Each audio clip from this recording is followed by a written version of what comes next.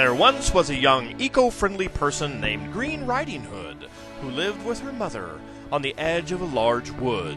One day, her mother asked her to take a basket of fresh fruit and mineral water to her grandmother. Not because this was woman's work, mind you, but because the deed was generous and helped engender a feeling of community. So Green set off through the woods with her trusty biodegradable jacket and the fruit basket for her grandmother.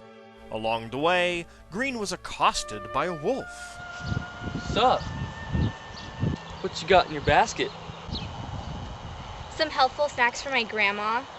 You know, it isn't safe for a little girl to walk in the woods alone.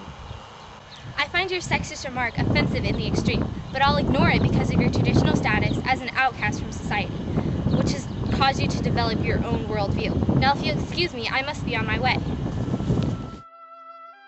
And so Green Riding Hood walked on along the main path. But because of the wolf's status, outside society had freed him from slavish adherence to linear, Western-style thought, and he knew a quicker route to Grandma's house. When he reached Grandma's house, he burst through the door and ate Grandma. An entirely valid action for a carnivore such as himself. Then, unhampered by the traditional notions of what was masculine or feminine, he put on Grandma's nightclothes and crawled into bed. Grandma! I brought you some fat-free, sodium-free snacks to salute you in your role of a wise and nurturing matriarch. Come closer, dear, so that I might see you. Oh yeah, I forgot. You're as optically challenged as the bat. Grandma, what big eyes you have. They have seen much and forgiven much, my dear. Grandma, what a big nose you have. Only relatively, of course, and attractive in its own way.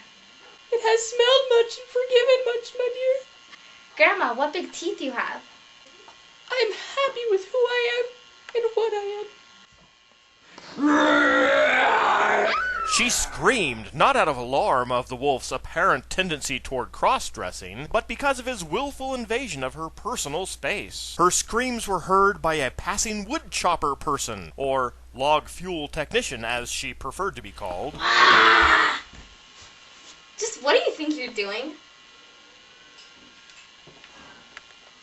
Bursting in here like a Neanderthal, trusting your weapon to do the thinking for you. How dare you assume that women and wolves can't solve their own problems without someone else's help? Yeah. After this ordeal, Green Riding Hood, Grandma, and the wolf felt a certain commonality of purpose. They decided to set up an alternative household based on mutual respect and cooperation, and they lived together in the woods happily ever after.